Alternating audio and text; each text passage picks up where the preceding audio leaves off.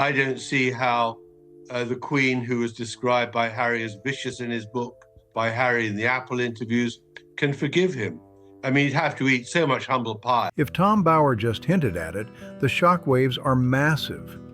For years, Bauer has pointed to missing paperwork, odd timelines, and gaps he says could blow apart the Sussex storyline. And here's the part that rattles people the most.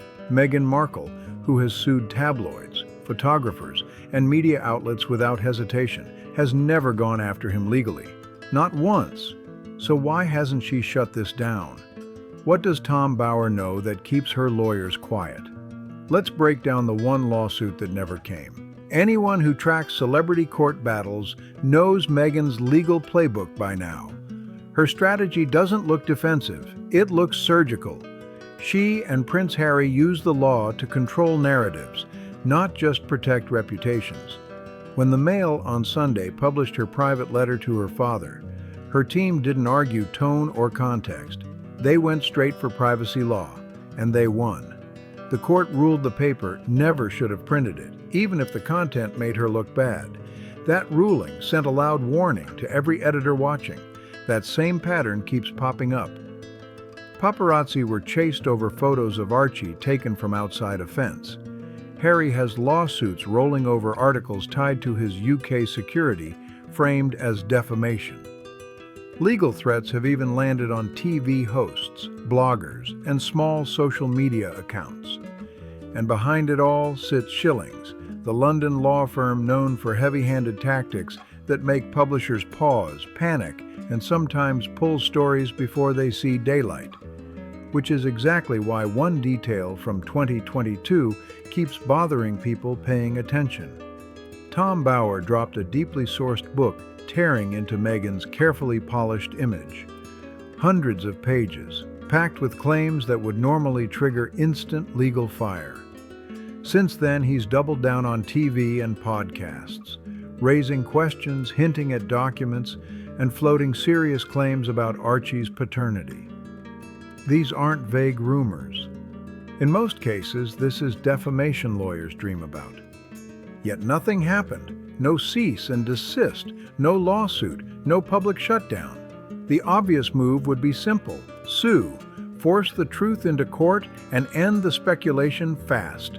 A single DNA test could silence everything in days. But instead, there's silence, and that silence matters, because defamation court isn't PR. Once a lawsuit starts, control disappears. Discovery kicks in, and discovery is brutal. Lawyers can subpoena full medical records, not just certificates, but hospital logs, doctor notes, prenatal files. They can depose staff, demand emails, texts, and internal PR messages about how the pregnancy and birth were handled. Travel records, timelines, sworn testimony. Everything gets dragged into daylight. And for someone who never hesitates to sue over headlines and photos, this silence speaks louder than any denial. Refusing that path speaks louder than any polished press statement. If a DNA test could shut this down instantly and prove Tom Bauer wrong, the question becomes unavoidable. Why has no one ever offered it? Why hasn't it even been floated as an option to kill these rumors cold, especially when they've hovered over Archie since the moment he was born? Silence doesn't calm speculation, it feeds it. What Tom Bauer uncovered didn't come from chasing shock value. In his own account, the paternity questions emerged while following a long, consistent paper trail of behavior that looked the same no matter the setting. His book, Revenge, wasn't built on gossip. It was built on interviews with more than 80 people, many speaking on the record. What gave the story weight wasn't one explosive claim, but the repetition. Sources from Meghan's early Suits years described a clear pattern stretching across 7 seasons. At first, she was seen as grateful, pleasant, and easy to work with. But as the show gained traction and her profile rose, those same people said the tone changed fast. Requests turned into demands. Collaboration shifted into impatience. Crew members who rarely complained about actors began sharing stories of being spoken down to in ways they found jarring. When she entered royal life, similar complaints surfaced almost immediately. Palace staff who had worked with senior royals for years without issue reportedly raised concerns within months. Formal bullying complaints followed, serious enough that Buckingham Palace acknowledged them publicly and confirmed an investigation would take place. That wasn't internet chatter. That was institutional alarm bells. Bauer also highlighted how personal relationships followed a predictable arc. Friends from before fame described closeness that lasted only as long as usefulness. Once they no longer served a purpose, communication stopped abruptly. Her first husband, Trevor Engelson, became a key source because his experience mirrored others. According to him, the marriage shifted once Suits took off. Hollywood connections replaced old ones, and the relationship collapsed soon after. Even her relationship with her father followed the same trajectory. Thomas Markle supported her for decades, private schools, acting lessons, constant backing. But once the royal wedding turned him into a public liability, he was cut off entirely. The pattern Bauer emphasized stayed consistent. Strong charm at the start, maximum benefit extracted quickly, expectations escalating, then separation, often followed by public criticism. Bauer argued that when behavior repeats this cleanly across careers, friendships, and family, coincidence becomes harder to argue. And the most controversial section of the book zeroed in on her 2017 trip to Colombia with World Vision, months before her relationship with Harry became public. Multiple sources said her conduct during that trip stood out. There were unexplained absences, private meetings not listed on the humanitarian schedule, long stretches where aides reportedly didn't know where she was.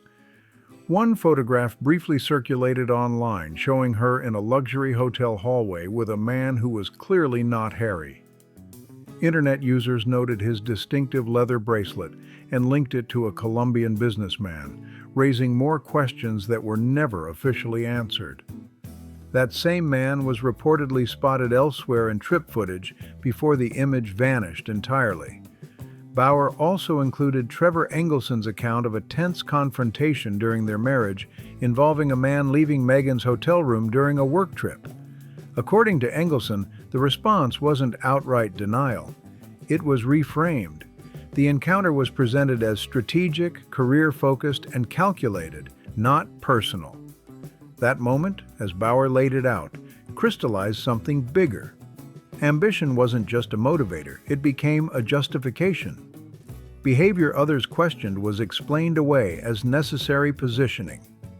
By the time the book reached paternity speculation, Bauer framed it not as gossip, but as the logical endpoint of a long documented pattern. Whether readers accept his conclusions or not, the reason these claims refuse to disappear is simple. They're embedded in a broader narrative built over years of similar testimony. Once the story hit the internet, online sleuths went to work fast.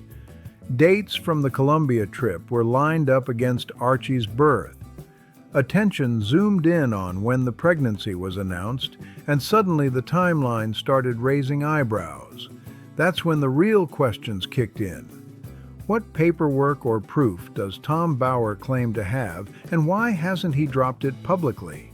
The internet runs on timelines, screenshots, and receipts. And when it comes to Archie's birth, people have spent years combing through dates, photos, and schedules, pointing out gaps they say were never clearly explained. None of this comes from court rulings or official findings. It comes from people comparing public records and noticing inconsistencies. The starting point is the calendar. Archie was born on May 6, 2019. Counting backward, a typical pregnancy places the likely conception window in late July or early August of 2018. That's where online attention locks in. During that period, Meghan and Harry were still managing long-distance schedules. Public photos and records place her attending events in the United States, while Harry was logged at royal engagements in the UK. To timeline watchers, their movements didn't clearly overlap for long stretches, raising questions about when they were actually together. Focus then shifted to the pregnancy announcement. Meghan revealed she was expecting during the Australia tour in October 2018, a moment guaranteed to grab global headlines. Observers noted that senior royals traditionally wait until the second trimester before announcing pregnancies, largely out of caution. Meghan said she was around 12 weeks along, which isn't unheard of, but it stood out to those already watching closely. The birth itself added more confusion. Unlike previous royal births, details were slow to emerge. There was uncertainty over which hospital was involved, and doctors' names weren't immediately released. The traditional post-birth hospital photo didn't happen. When Meghan and Harry finally presented Archie 2 days later, she appeared composed, styled, and walking in heels, something some viewers felt clashed with their expectations, even while acknowledging postpartum experiences vary widely. Then came the paperwork. Weeks after the initial filing, Archie's birth certificate was amended. Meghan's first names were removed and her occupation was changed. Officials called it a clerical correction, something that does happen. But the change became a lightning rod for speculation, because royal documents are typically precise. Photos and videos from the pregnancy were then dissected frame by frame. Some medical professionals commenting online said the appearance of Meghan's baby bump seemed inconsistent in size or position across events. A clip from the Australia tour where her dress appeared to shift as she stood became a viral moment, locking this chapter of speculation firmly into the internet's memory. Mainstream outlets quickly dismissed the theories as baseless, but the images never disappeared. They kept circulating because visuals are powerful, easy to replay, and hard to forget. None of this proves anything on its own, but it shows how secrecy, even when justified, creates space for speculation. Once questions take root online, every missing detail gets magnified. For people already skeptical, the lack of straightforward answers didn't calm the conversation, it intensified it. To them, silence wasn't neutral, it was suspicious. And if Archie's birth truly followed standard royal procedures, critics keep asking why so many traditional steps were missing or obscured.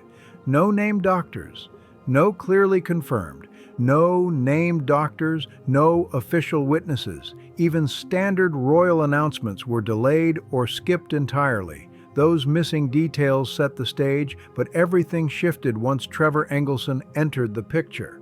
For more than 4 years after Meghan married Prince Harry, Trevor Engelson stayed silent. Tabloids reportedly waved six-figure offers in front of him, and he refused every time. No interviews, no leaks, no revenge tour.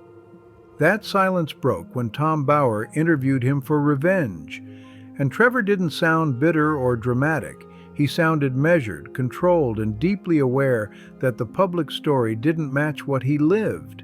He described their early Hollywood years as a partnership, two ambitious people grinding through a brutal industry, trying to climb together. But as Meghan's ambitions accelerated, he said things changed fast. When his producing career didn't advance quickly enough, frustration crept in. Then secrecy, meetings that didn't line up, networking that didn't match schedules, and almost overnight emotional distance. Once she booked suits, the relationship unraveled quickly. The moment that grabbed the most attention came during a work trip when Trevor said he discovered a man leaving Meghan's hotel room after she claimed she was alone. What shocked him wasn't the situation, it was her response. According to Trevor, there was no denial, no guilt, just immediate calculation. She reframed it as career networking and told him he didn't understand ambition at that level. His concerns were flipped back on him, painted as insecurity and small-minded thinking. Then came the line that lit up the internet. She allegedly described the man as the kind who changes lives. Not romantic, strategic, influence, access, connections. Trevor said that after moments like that, her career shifted noticeably. Better auditions, bigger meetings, doors opening fast. That implication, whether people accept it or not, became central, not illegal, not unheard of in Hollywood. But it clashed hard with the public image Meghan later promoted, self-made, independent, powered purely by talent. For readers of Bauer's book, it wasn't gossip, it was a pattern, one that fit the broader narrative of ambition and strategy repeated across her life. And that's why skeptics ask the uncomfortable follow-up. If personal relationships helped her climb before Harry, why wouldn't people suspect the same logic later? As online speculation around Archie intensified, sources say Harry began to crack. Friends reportedly noticed mood swings, frustration, and a shorter fuse. Despite claiming he avoided online commentary, insiders said he was checking comments and reaction videos obsessively, unable to look away. What cut deepest wasn't just Trevor's account or leaked images, it was the timeline work. Online investigators lined up travel records, appearances, photos, and statements against the pregnancy and birth. Any single anomaly could be explained away, but dozens stacked together stopped looking random. Paired with earlier claims about strategic relationships, skeptics saw intent. Sources say Harry began asking questions he'd never allowed himself to ask. Exact dates, doctors' names, why the pregnancy and birth were handled so differently from other royal children. Friends say Meghan noticed immediately. Harry avoided eye contact. His questions grew sharper and more direct. The breaking point came when he finally asked why a DNA test had never been done. Sources described the room going cold. Meghan didn't cry or explode, she pivoted. The conversation shifted from clarity to control. Harry's question was framed as betrayal, siding with the palace, the media, online sleuths, and Bauer against her. For Harry, insiders say it was exhausting. He was trapped between loyalty, doubt, and relentless public pressure. Every unanswered question added weight. The DNA test, simple and conclusive, became the issue neither side wanted to confront. And that leads straight back to Tom Bauer. The most unsettling part of his work isn't what he's published, it's what he keeps hinting at. He's said revenge includes only what he could safely print without lawsuits or exposing protected sources. He's referenced flight manifests, hotel registries, contemporaneous communications, and materials spanning Hollywood to Colombia. He's mentioned medical professionals who privately questioned timelines but feared career fallout. None of it published, but the specificity matters. When pressed, Bauer says legal proceedings might create the space to reveal more. He isn't accusing, he's signaling readiness. That puts Meghan in a brutal bind. Sue and discovery could force everything into public court records. Don't sue, and silence keeps eroding trust. Meanwhile, Meghan has proven she can win in court. A Florida judge recently dismissed Samantha Markle's defamation lawsuit with prejudice. The court ruled Meghan's statements were opinions, not verifiable facts. So the question isn't whether Meghan can sue Tom Bauer, it's why she hasn't. If verification could end this overnight, why avoid it? Silence keeps speculation alive, and that's why this story refuses to die. Now, we want to hear from you. What do you think is really going on? Drop your thoughts in the comments below. Don't forget to like, share, and subscribe, and click the next video on your screen because you won't want to miss what's coming next.